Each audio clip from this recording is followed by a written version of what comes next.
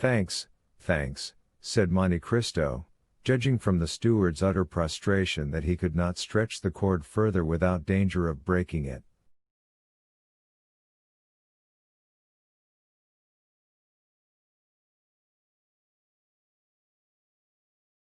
Give me a light.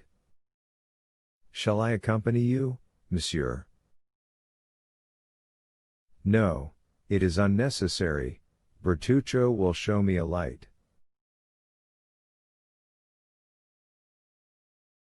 And Monte Cristo accompanied these words by the gift of 2 gold pieces, which produced a torrent of thanks and blessings from the concierge.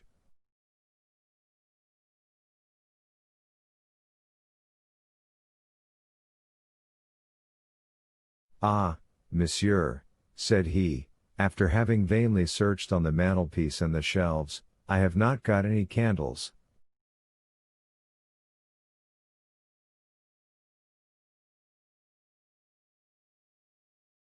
Take one of the carriage lamps, Bertuccio, said the Count, and show me the apartments.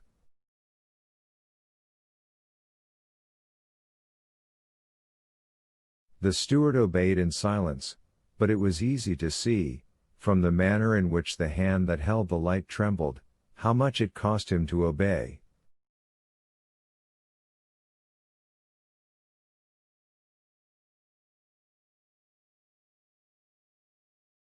They went over a tolerably large ground floor.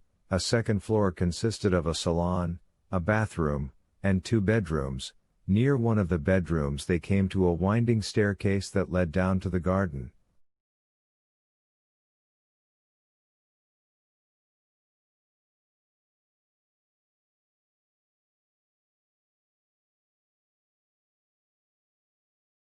Ah, here is a private staircase, said the Count, that is convenient.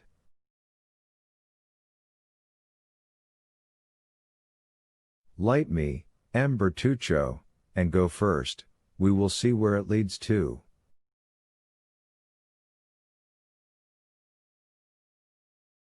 Monsieur, replied Bertuccio, it leads to the garden. And, pray, how do you know that? It ought to do so, at least. Well, let us be sure of that. Bertuccio sighed, and went on first. The stairs did, indeed, lead to the garden.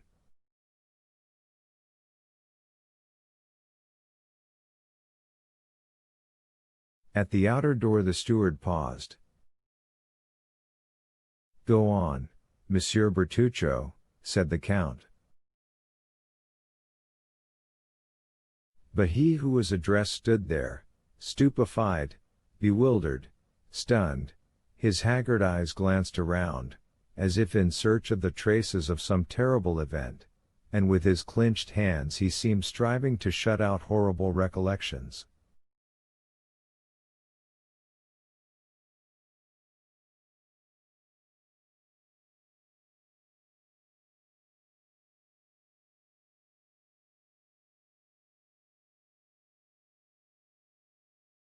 Well, insisted the Count.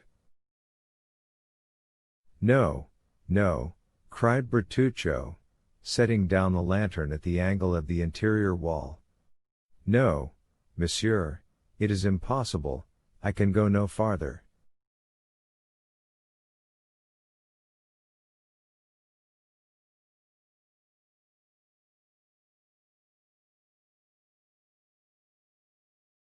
What does this mean? Demanded the irresistible voice of Monte Cristo.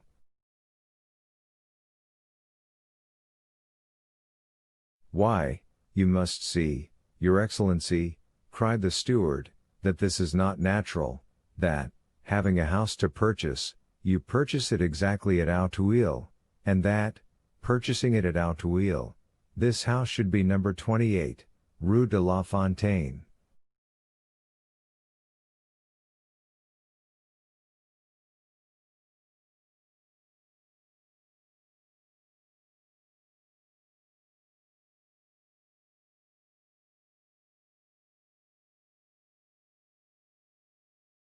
Oh, why did I not tell you all? I am sure you would not have forced me to come. I hoped your house would have been some other one than this, as if there was not another house at Auteuil than that of the assassination.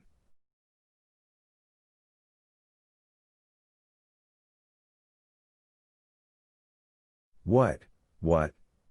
Cried Monte Cristo, stopping suddenly, what words do you utter?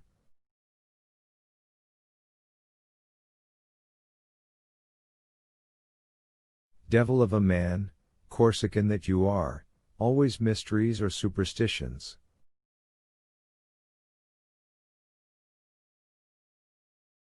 Come, take the lantern, and let us visit the garden. You are not afraid of ghosts with me, I hope?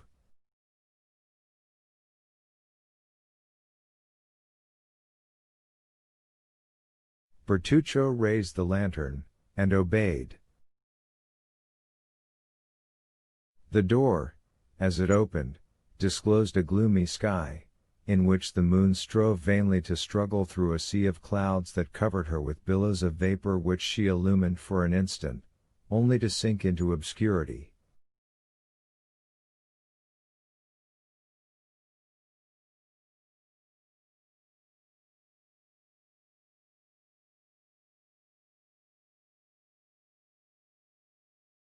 The steward wished to turn to the left.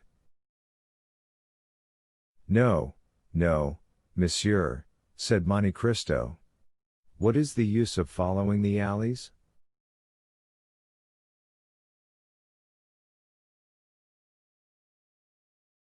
Here is a beautiful lawn, let us go on straight forwards. Bertuccio wiped the perspiration from his brow, but obeyed. However, he continued to take the left hand.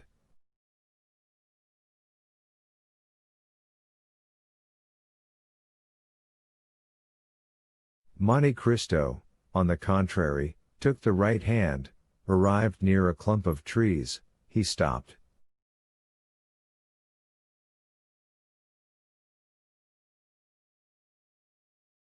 The steward could not restrain himself.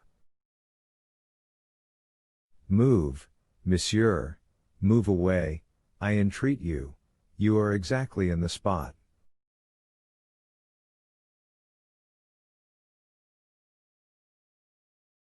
What spot? Where he fell. My dear Monsieur Bertuccio, said Monte Cristo, laughing, control yourself, we are not at Sarteno or at Corte.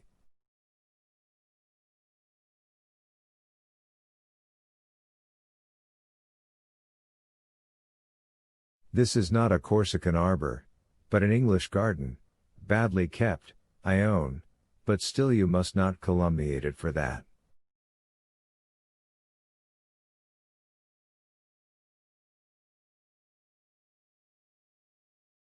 Monsieur, I implore you do not stay there.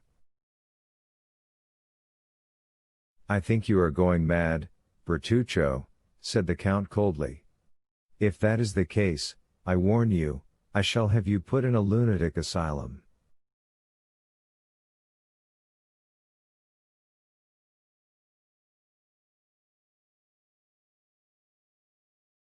Alas, Excellency, returned Bertuccio, joining his hands, and shaking his head in a manner that would have excited the Count's laughter, had not thoughts of a superior interest occupied him, and rendered him attentive to the least revelation of this timorous conscience. Alas, Excellency, the evil has arrived.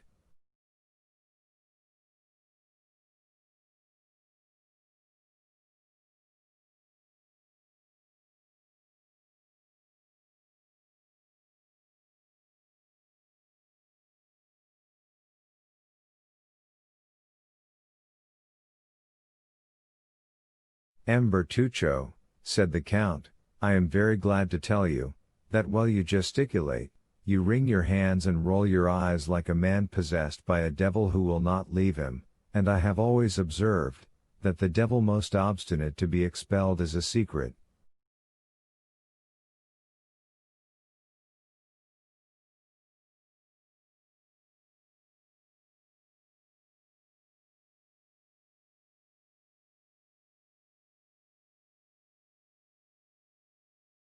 I knew you were a Corsican. I knew you were gloomy, and always brooding over some old history of the vendetta, and I overlooked that in Italy, because in Italy those things are thought nothing of. But in France they are considered in very bad taste. There are gendarmes who occupy themselves with such affairs, judges who condemn, and scaffolds which avenge.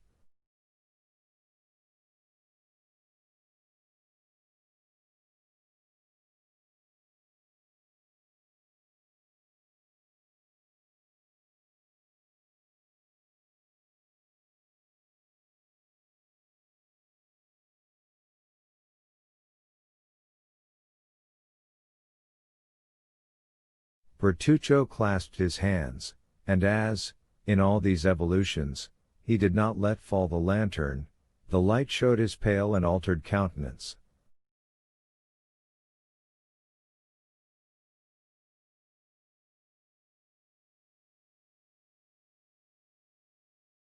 Monte Cristo examined him with the same look that, at Rome, he had bent upon the execution of Andrea, and then, in a tone that made a shudder pass through the veins of the poor steward, the Abbé Busoni, then told me an untruth, said he, when, after his journey in France, in 1829, he sent you to me, with a letter of recommendation, in which he enumerated all your valuable qualities.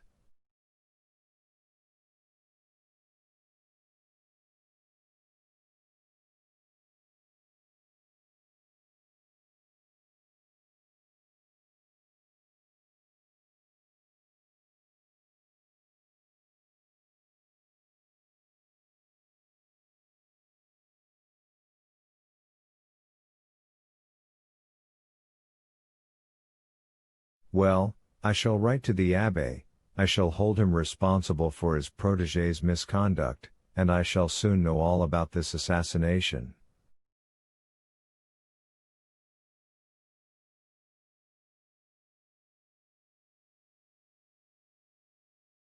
Only I warn you, that when I reside in a country, I conform to all its code, and I have no wish to put myself within the compass of the French laws for your sake.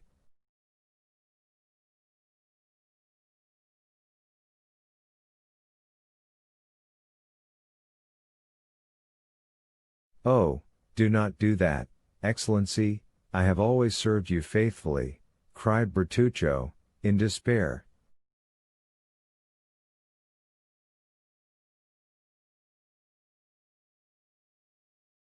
I have always been an honest man, and, as far as lay in my power, I have done good.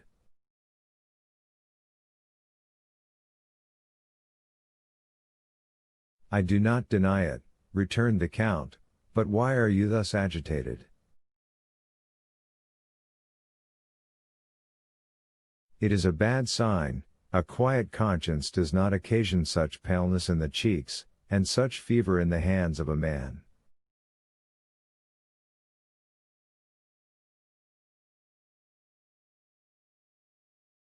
But, Your Excellency, replied Bertuccio hesitatingly, did not the Abbé Busoni, who heard my confession in the prison at Nîmes, tell you that I had a heavy burden upon my conscience?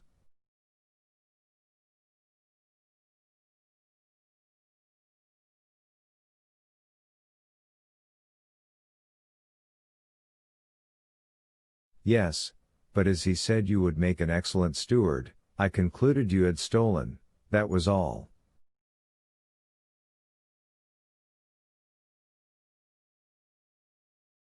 Oh, Your Excellency, returned Bertuccio in deep contempt. Or, as you are a Corsican, that you had been unable to resist the desire of making a stiff, as you call it.